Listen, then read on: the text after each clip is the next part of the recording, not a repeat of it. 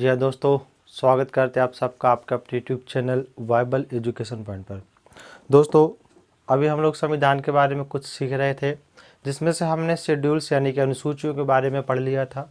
अनुसूचियाँ आपके कुल कितनी होती, मूल संविधान में कितनी थी, ये सारी बातें हम लोगों ने सीख ली थी।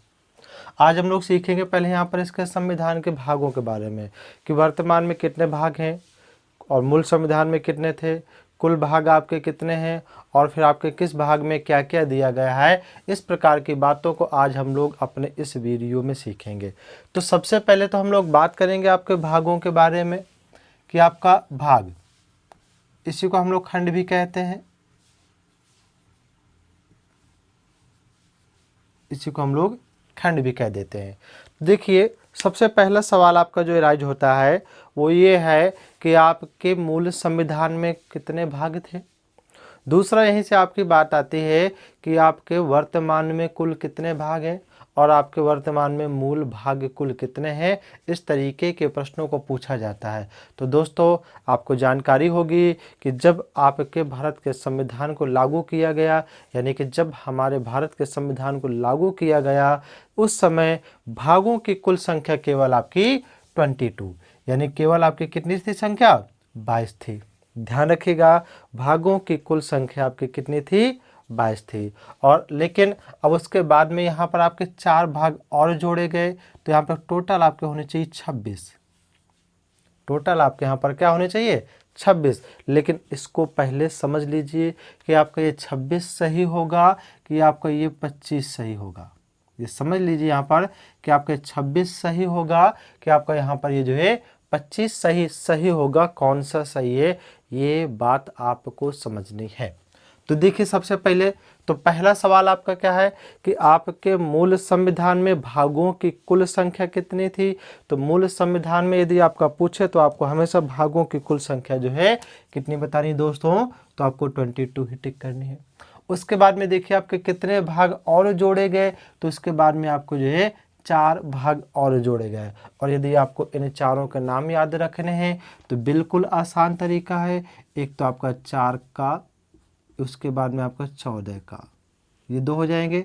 4 का, 14 का, उसके बाद में आपका 9 का और बाद में आपका जो है 9 का। ये 4 भाग बाद में और जोड़े गए हैं। अब बात ये आती है कि वर्तमान में आपके 25 भाग हैं कि यहाँ पर आपके जो 26 भाग हैं। तो इसको समझने के लिए आप लोग एक बात समझ लीजिए कि आपके मूल संविधान में जैसे 22 थे, उसके बाद में 4 भाग आपके जोड़े गए, तो कुल आपके होने चाहिए थे 26।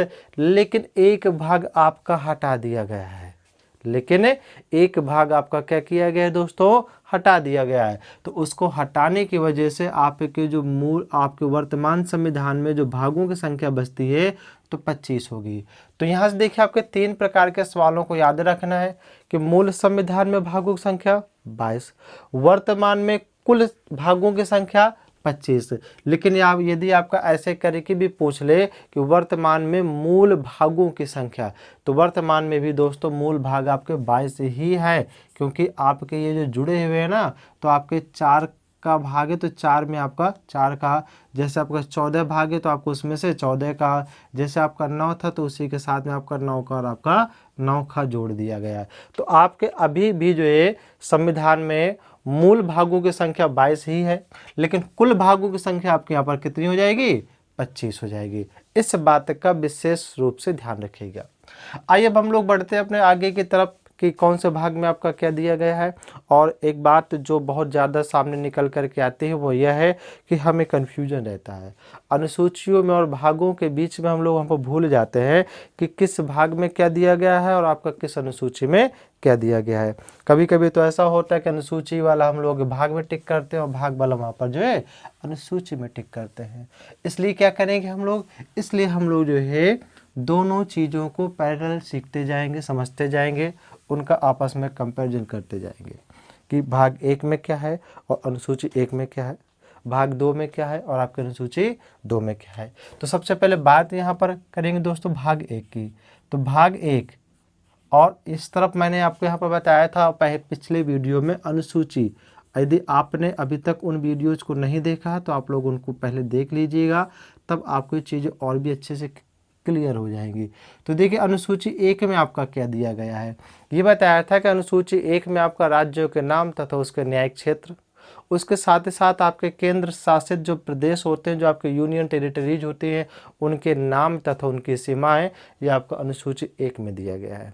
लेकिन आपका भाग 1 में क्या है, तो भाग 1 में दोस्तों जो है भारत तथा उसके संघ राज्य क्षेत्र, भारत तथा उसका संघ राज्य क्षेत्र, इसके बारे में से दिया गया कि आखिरकार भारत का एरिया कहाँ तक होगा, भारत का एरिया कहाँ तक होगा, भारत के में से आपका क्या क्या सम्मिलित है और किसको किसको सम्मिलित किया जा सकता है, ये सब कुछ आपका दोस्तों किस में दिया गया है, तो ये सब कुछ आपका भाग 1 में दिया गया है, याद रखिएगा। लेकिन अनुसूची 1 में आपका क्या है, तो अनुसूची 1 में आपका पहले तो राज्यों के नाम दिए गए हैं, उसके बाद में कौन से राज्य का न्यायिक क्षेत्र यानी कि वो कहाँ तक के मामलों को निपटाता है, तो आपका ये अनुसूची 1 में है, प्लस जो भी आपके यूनियन टेरिटरीज हैं उनके भी नाम प्लस उनकी सीमाएं भी वगैरह अनुसूची 1 में दी गई हैं। तो आई होप कि आप लोगों को इस समझ में बात आ गई होगी। अब समझते हैं जैसे आपका भाग 2, तो भाग 2 में आपका क्या दिया गया है, और यहाँ पर समझते हैं हम लोग अनुसूची 2, अनुसूची 2। तो आपका भाग 2 में भी दोस्तों क्या है, तो यहाँ पर भाग 2 में आपका दिया गया है सिटीजनशिप के बारे में, यानी कि आपके नागरिकता के बारे में, यानी कि आपका यहाँ पर किसके विषय में दोस्तों, तो यहाँ पर आपका नागरिकता के विषय में है, सिटीजनशिप के विषय में है कि कौन सा व्यक्ति भारत का नागरिक होगा, कौन सा व्यक्ति भारत का नागरिक नहीं होगा, कि भारत की नागरिकता व्यक्ति कैसे प्राप्त कर सकता है और किस तरीके से व्यक्ति की भारत की नागरिकता भी जो है जा सकती है, ये सारी बातें आपकी दोस्तों किस में लिखी है, तो सारी बातें आपके भाग 2 में दी गई हैं। जबकि अनुसूची 2 में क्या दिया गया है, अनुसूची 2 में दोस्तों कुछ संवैधानिक पदों पर बैठे हुए लोगों के वेतन और भत्तों के बारे में दिया गया है। मैंने आपको याद भी करवाया था कि आपको यहाँ पर 5 याद रखने, बीच में आपको जो CAG, उसके ऊपर आपको सुप्रीम कोर्ट, उसके नीचे हाई कोर्ट, उसके ऊपर संसद, उसके नीचे आपको जो है राज्य विधानमंडल, इस तरीके से मैंने आपको समझा दिया था। तो याद रखिए कि भाग 2 में आपका क्या है दोस्तों, तो भाग 2 में आपकी नागरिकता है कि व्यक्ति भारत का नागरिक कैसे बन सकता है, भारत की नागरिकता कैसे ले सकता है, कौन से लोग भारत के नागरिक हैं, कौन से लोग भारत के नागरिक नहीं हैं, और उसकी नागरिकता कैसे जा सकती है, ये सब कुछ आपका भाग 2 में है। जबकि अनुसूची 2 में क्या दिया गया है, अनुसूची 2 में आपका वेतन और भत्तों के बारे में से दिया गया है। क्लियर। अब हम लोग बढ़ेंगे दोस्तों भाग 3 की तरफ। भाग 3 बहुत पूछे जाते हैं सारी चीज़ें, और ये मैं आपको पैरेलल इसलिए बता रहा हूँ ताकि आपके अंदर किसी भी प्रकार का कन्फ्यूजन क्रिएट ना होने पाए और आप लोगों को बड़ी आसानी से याद रहे कि आखिरकार डिफरेंट होता क्या है। अनुसूची 3 और आपका भाग 3 दोनों के बारे में समझ लीजिए। पहले समझ लेते हैं अनुसूची 3, चूँकि हम लोग एक बार पढ़ चुके हैं। अनुसूची 3 में क्या है दोस्तों, तो अनुसूची 3 में आपका शपथ तथा प्रतिज्ञान का प्रारूप दिया गया है। किसका प्रारूप है दोस्तों, शपथ का प्रारूप दिया गया है अनुसूची 3 में। किसकी शपथ के बारे में है, वही तरीका है कि बीच में आपका CAG हो जाएगा, ऊपर आपका सुप्रीम कोर्ट, उसके जस्ट नीचे आपका हाई कोर्ट, यदि जिस तरीके से मैंने पिछले वीडियो में बताया था आप लोग उसको देख लीजिएगा, सर्च कर लीजिएगा, नहीं तो यहाँ पर आई बटन पर आपको लिंक मिल जाएगा, उसको क्लिक करके भी देख लीजिए। हाँ, तो बीच में आपके कैग, उसके ऊपर सुप्रीम कोर्ट, उसके जस्ट नीचे आपके हाई कोर्ट। उसके बाद में आपका संसद से संबंधित याद रखना है कि जो लोग संसद का सदस्य निर्वाचित होने के उम्मीदवार होते हैं उनकी शपथ, जब व्यक्ति संसद का सदस्य बन जाता है तो उसकी शपथ, और उसके बाद जब वो व्यक्ति मंत्री बनता है तो उसकी भी शपथ का प्रारूप आपकी अनुसूची 3 में है। नीचे आते हैं तो आपको वहाँ पर हाई कोर्ट के नीचे आपका होता है जैसे राज्य का विधानमंडल होता है, तो जब व्यक्ति राज्य के विधानमंडल के सदस्य बनने का उम्मीदवार होता है उसकी शपथ आपकी यहाँ पर दी गई है। उसके साथ में जब व्यक्ति राज्य विधानमंडल का सदस्य निर्वाचित हो जाता है तो उसकी भी शपथ का प्रारूप इसी में है। उसके बाद में जब वही व्यक्ति मंत्री बनता है तो उसकी भी शपथ का प्रारूप आपको अनुसूची 3 में दिया गया है। जबकि भाग 3 में दोस्तों क्या है, बहुत पूछा जाता है यहाँ पर भाग 3 वाली बात, तो यहाँ पर भाग 3 में दोस्तों आपका क्या है, मूल अधिकार, यानी कि आपका फंडामेंटल राइट्स, मूल अधिकार। तो मूल अधिकारों के बारे में आपका दोस्तों तो किस भाग में दिया गया है, तो आपके भाग 3 में दिया गया है। देखिए अभी हम ज़्यादा डिटेल में नहीं जाएंगे, अभी हम केवल यहाँ पर मोटा मोटा थोड़ा सा समझ लेते हैं कि किस तरीके से प्रश्न आपके पूछे जाते हैं। तो भाग 3 में आपका क्या है दोस्तों, तो भाग 3 में आपका मूल अधिकारों के बारे में से दिया गया है। उसके बाद में इसी का एक प्रश्न इस तरीके से आता है कि भारत के संविधान के किस भाग को मैग्ना कार्टा की संज्ञा दी जाती है। बिल्कुल सही दोस्तों, मैग्ना कार्टा, भारत के संविधान के किस भाग को मैग्ना कार्टा की संज्ञा दी जाती है, तो ये याद रखिएगा कि आपका भाग 3 को ही, भाग 3 को ही जो है मैग्ना कार्टा की संज्ञा दी जाती है। इस बात को आपको याद रखना है। अच्छा, इसको मैग्ना कार्टा क्यों कहा जाता है, थोड़ा सा कुछ समझिए। तो ऐसा है कि 1215 में ब्रिटेन के जो तत्कालीन राजा थे, उन्होंने जो है अपनी पब्लिक को कुछ राइट्स उपलब्ध किए कराए थे, उन्होंने कुछ अधिकार उपलब्ध कराए थे सबसे पहली बार कब, 1215 ईस्वी में। तो और जो वो राइट्स उपलब्ध कराए थे वो आपके जिस माध्यम से, यानी कि जिस पत्र के माध्यम से दिया था, उसका नाम आपका मैग्ना कार्टा था। इसीलिए जो है यहाँ भी उसी तरीके के अधिकार दिए गए हैं हमारे भारत की जनता को। तो वही बात आपका आती निकल करके, इसलिए जो भाग 3 को भारत के संविधान का मैग्ना कार्टा ही कहा जाता है। तो याद रखिए कि भारत के संविधान के किस भाग को मैग्ना कार्टा की संज्ञा दी जाती है, तो आपका भाग 3 को। और यहाँ पर आपका जो है मूल अधिकार किस भाग में, तो दोस्तों आपका भाग 3 में। आई होप कि आपको सारी बातें याद हो गई होंगी।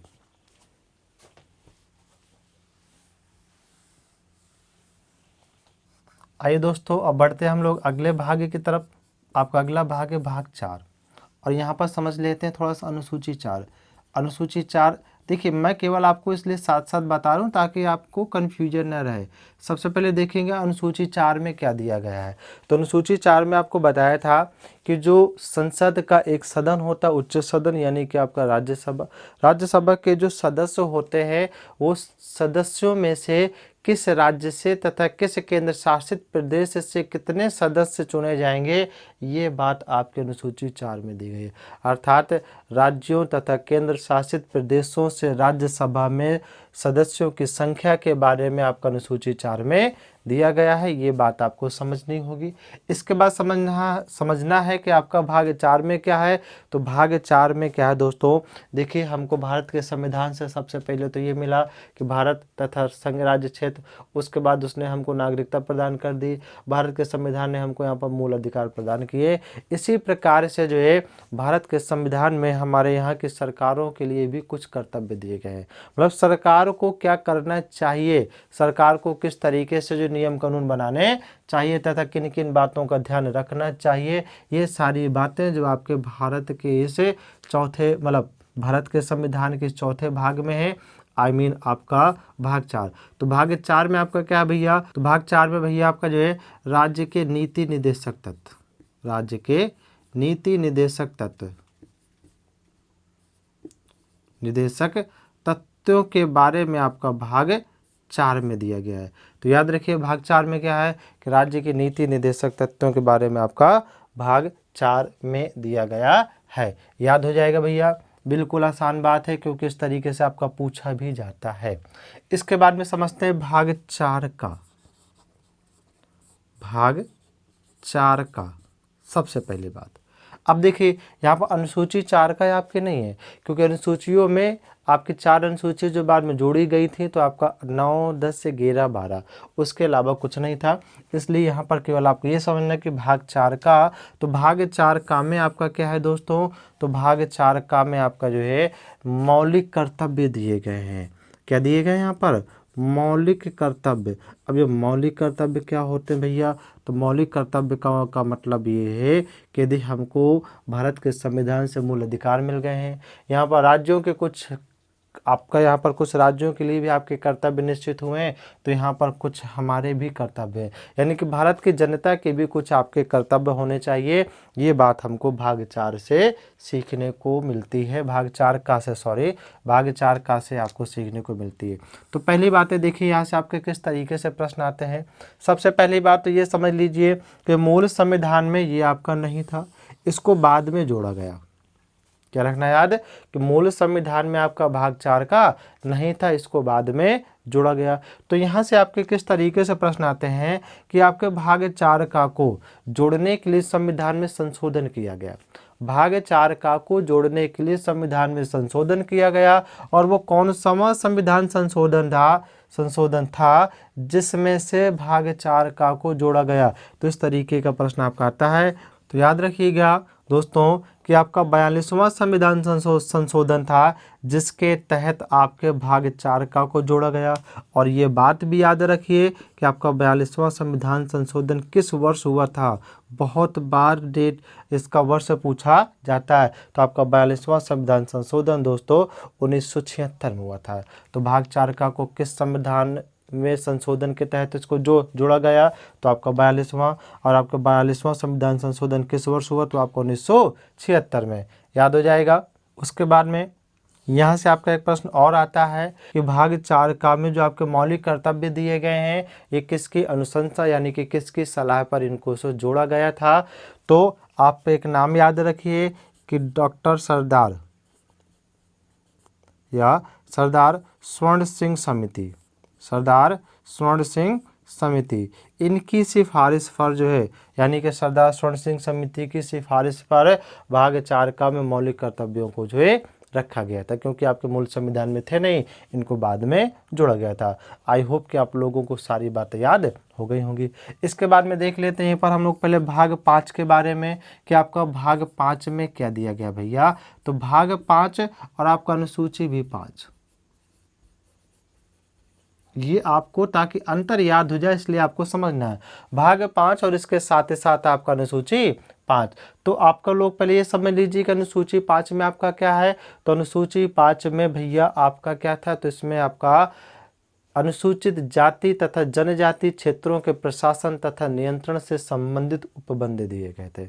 अनुसूची 5 में आपके अनुसूचित जाति तथा जनजाति क्षेत्रों के प्रशासन तथा नियंत्रण से संबंधित कुछ आपको अनुबंध दिए थे। आज वर्तमान में लगभग ऐसे 10 राज्य हैं जहां पर आपके अनुसूचित जाति तथा अनुसूचित जनजाति क्षेत्र है। इसके बाद देखिए भाग 5 में क्या है। तो भाग 5 में आपका केंद्र के बारे में दिया गया है। किसके विषय में है दोस्तों, केंद्र के बारे में। अब आपका केंद्र के बारे में मतलब केंद्र के जो आपके प्रमुख पद होते हैं, केंद्र में जो भी आपके प्रमुख चीज़ें होती है, केंद्र की जो सरकार होती है, वो सब के बारे में आपका किस में दिया गया है, भाग 5 में दिया गया है। अब भाग 5 में आपका तो यहाँ पर क्या क्या होगा इस बात को भी समझ लीजिए एक बार। तो दोस्तों भाग 5 में आपका केंद्र या केंद्र के बारे में जो दिया गया है इसमें आपके कौन कौन आएंगे। तो यहाँ पर आपको कुछ चीज़ें याद रखनी क्योंकि आपको इस तरीके से पूछ लेता बहुत ही ज़्यादा। तो सबसे पहले आपको यहाँ पर ये रखना है कि जो केंद्र की कार्यपालिका है, जो आपकी केंद्र की कार्यपालिका है ये आपका भाग 5 के अंतर्गत आती है, ध्यान रखिएगा। अब केंद्र की कार्यपालिका तो इसमें आपके कौन कौन से आते हैं। तो कार्यपालिका में जैसे आपके राष्ट्रपति, उपराष्ट्रपति और इसके साथ में प्रधानमंत्री, आपका मंत्रिमंडल तथा आपके महान्यायवादी, ये सभी आपके कार्यपालिका के ही अंग हैं, आपका कार्यपालिका के अंतर्गत आते हैं। दूसरी बात देखिए आपका जो संसद है, आपकी जो संसद है, संसद भी आपका भाग 5 के अंतर्गत ही आती है। संसद में जैसे आपके राज्यसभा, लोकसभा, ये सारा सब कुछ। उसके बाद में आप लोगों को याद रखना है कि राष्ट्रपति और राष्ट्रपति की जो विधायी शक्तियाँ होती हैं वो भी आपके इसी के अंतर्गत रखी जाती हैं। तो आप ये भी आपके भाग 5 में दिए गए हैं। उसके साथ ही साथ आपको एक बात और भी याद रखनी है, संघ की न्यायपालिका यानी कि आपका सुप्रीम कोर्ट और सुप्रीम कोर्ट के साथ में आपका CAG, ये सभी कुछ आपको याद रखना है कि ये सभी आपके किस में दोस्तों, तो सभी आपके भाग 5 में दिए गए। अब देखिए यहाँ से आपके प्रश्न कैसे आएगा। यदि कुछ इस तरीके से पूछ ले कि आपके महान्यायवादी का वर्णन भारत के संविधान के किस भाग में है, तो आपका किस भाग में आ जाएगा दोस्तों, भाग 5 में। क्योंकि आपके कार्यपालिका में कितनों लोगों को याद रखना है, राष्ट्रपति, उपराष्ट्रपति, आपके प्रधानमंत्री, उसके अलावा जो मंत्रिमंडल होता है, और मंत्रिमंडल के साथ में आपके इसके जो है भारत के महान्यायवादी यानी कि अटॉर्नी जनरल ऑफ इंडिया, ये सभी आपके भाग 5 में आते हैं। संसद के बारे में जो भी प्रावधान है तो वो सभी आपके भाग 5 में है। राष्ट्रपति के भी आपके प्रावधान वहाँ पर भाग 5 तथा सुप्रीम कोर्ट के बारे में भी भाग 5 में, और सीएजी जो आपके भारत के नियंत्रक एवं महालेखा परीक्षक, ये भी आपका भाग 5 में दिया गया है। तो आइए दोस्तों एक बार इसका जल्दी से रिकैप कर लेते हैं कि आपका भाग 1 में क्या है, तो भारत तथा संघ राज्य क्षेत्र के विषय में है कि भारत आपका कहाँ से कहाँ तक है तथा कौन सा राज्य भारत का क्षेत्र होगा, कौन सा राज्य आपका भारत का क्षेत्र नहीं होगा। भाग 2 में क्या है दोस्तों, तो नागरिकता है कि आखिरकार व्यक्ति कौन से लोग भारत के नागरिक होंगे, कौन से लोग भारत के नागरिक नहीं होंगे, तथा व्यक्ति भारत की नागरिकता कैसे प्राप्त कर सकता है और उसकी नागरिकता कैसे जा सकती है। इसके बाद में देखिए भाग 3 में क्या है, तो मूल अधिकारों के बारे में या आपका मौलिक अधिकारों के विषय में, या आपका फंडामेंटल राइट्स के बारे में आपका भाग 3 में है। और इसी भाग 3 को आपका क्या कहते हैं, मैग्ना कार्टा। मैग्ना कार्टा की संज्ञा भारत के किस आपके संविधान के किस भाग को दी जाती है, तो मैग्ना कार्टा की संज्ञा दोस्तों आपका भाग 3 को। उसके बाद में समझिए कि आपका भाग 4 में क्या है, तो भाग 4 में आपका राज्य के नीति निर्देशक तत्व अर्थात जब सरकार हमारी किसी भी प्रकार के अधिनियम व नियम कानूनों को बनाती है तो उसको इसके यहाँ पर लिखी हुई बातों को ध्यान में रखना है कि आखिरकार व्यक्ति की सामाजिक आर्थिक स्वतंत्रता खत्म न हो तथा उनका विकास होता रहे। इसके अलावा देखिए भाग 4 का, तो भाग 4 का आपके मौलिक संविधान में नहीं था, इसको 42वें संविधान संशोधन 1976 के द्वारा जोड़ा गया। किसकी सिफारिश पर, तो आपका सरदार स्वर्ण सिंह समिति की सिफारिश पर, और ये हमने रूस से ली है, हम लोग आगे चल करके इसको सीखेंगे। भाग 5 में दोस्तों क्या है, तो भाग 5 में आपका केंद्र के बारे में है, यानी आपका संघ के विषय में आपका किस में है, तो भाग 5 में केंद्र कह लीजिए, या तो यहाँ पर आप लोग संघ कह लीजिए। ये संघ और केंद्र के बारे में आपका भाग 5 में दिया गया है। इस बात को भी आपको याद रखना है। इसमें आपका क्या आएगा, कार्यपालिका में आपके कौन होते हैं, जैसे राष्ट्रपति, उपराष्ट्रपति, प्रधानमंत्री प्लस आपका मंत्रिमंडल, साथ में आपका सुप्रीम कोर्ट, और उसके साथ में उसके बाद में आपके जो है भारत के महान्यायवादी, सभी आपके कार्यपालिका के अंग हैं। संसद के विषय में भी आपकी जो बातें लिखी तो आपके भाग 5 में, राष्ट्रपति की विधायी शक्तियाँ आपके भाग 5 में, और सुप्रीम कोर्ट के बारे में भी आपका भाग 5 में, तथा सीएजी के बारे में भी आपका भाग 5 में दिया गया है। और उम्मीद करता हूं कि आप लोगों को सारी बातें याद हो गई होंगी और आपको मज़ा भी आया होगा जिस तरीके से आपने कंपेयर करके यहाँ पर सीखा है। इसी तरीके से और भी हमारे वीडियोज़ को पाने के लिए चैनल को सब्सक्राइब करिए, वीडियो को लाइक कर दीजिए, वीडियो को शेयर ज़रूर कर दीजिए ज़्यादा से ज़्यादा अपने दोस्तों के पास में। और वीडियो को अंत तक देखने के लिए आपको बहुत बहुत धन्यवाद।